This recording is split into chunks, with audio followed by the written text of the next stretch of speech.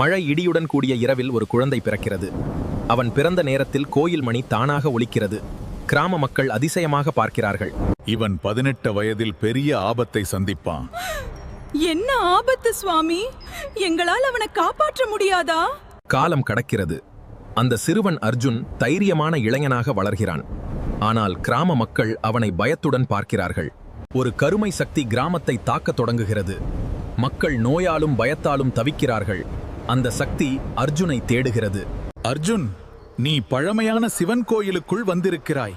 உனக்காக காத்திருக்கிறேன். உன் பிறப்பு ஒரு தெய்வ திட்டம். சிவனே என் வழி, சிவனே என் சக்தி, கருணை காட்டுங்கள். கருணை. சிவனே, எனக்கு பதிலளி, எனக்கு வலிமை கொடு. இருள் சக்தி அர்ஜுனை தாக்குகிறது. ஆனால் அவன் தெய்வ சக்தியால் எதிர்க்கிறான். கிராம மக்கள் அதிசயத்தில் நிற்கிறார்கள். இருள் சக்தி அழிகிறது. கிராமம் மீண்டும் ஒளியால் நிரம்புகிறது. அர்ஜுனின் பிறந்த நேரம் சாபமல்ல, ஆசீர்வாதம் என்று அனைவரும் உணர்கிறார்கள். பிறந்த நேரம் வாழ்க்கையை தீர்மானிக்காது. நம்பிக்கையும் தைரியமும் தான் விதியை மாற்றும்.